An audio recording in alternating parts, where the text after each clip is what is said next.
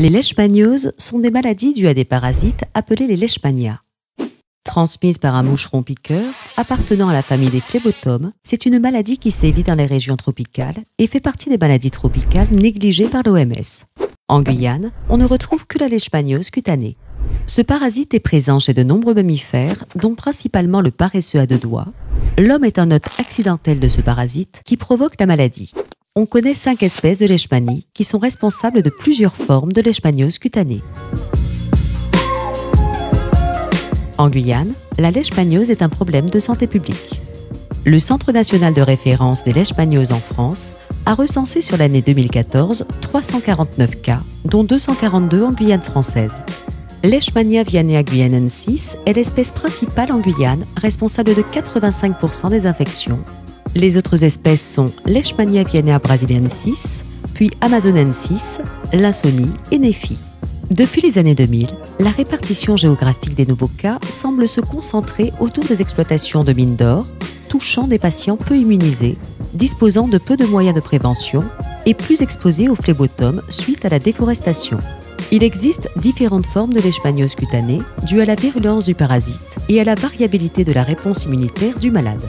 La forme la plus fréquente est la forme cutanée localisée qui peut se compliquer par dissémination de la forme cutanéo-muqueuse ou d'une forme disséminée. La piqûre par le phlébotome est le point d'entrée de la maladie. Le temps d'incubation peut varier de quelques jours à 1 an, voire plusieurs années.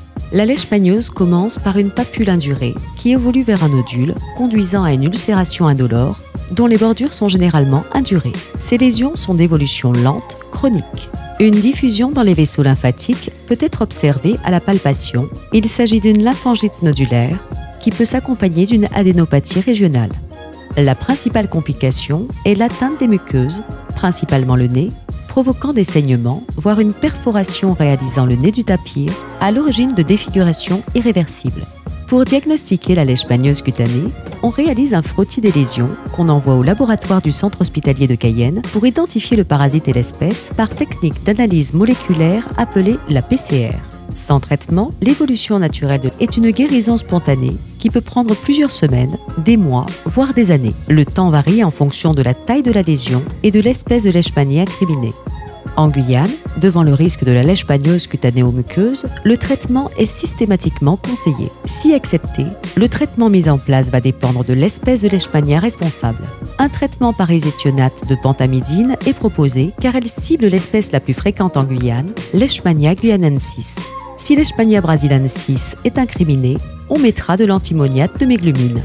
Les méthodes de prévention proposées pour les gens qui vont en forêt sont l'utilisation de moustiquaires à petite maille, voire imprégnés, de porter des manches longues le soir et d'utiliser du répulsif anti-moustique individuel durant toute la journée.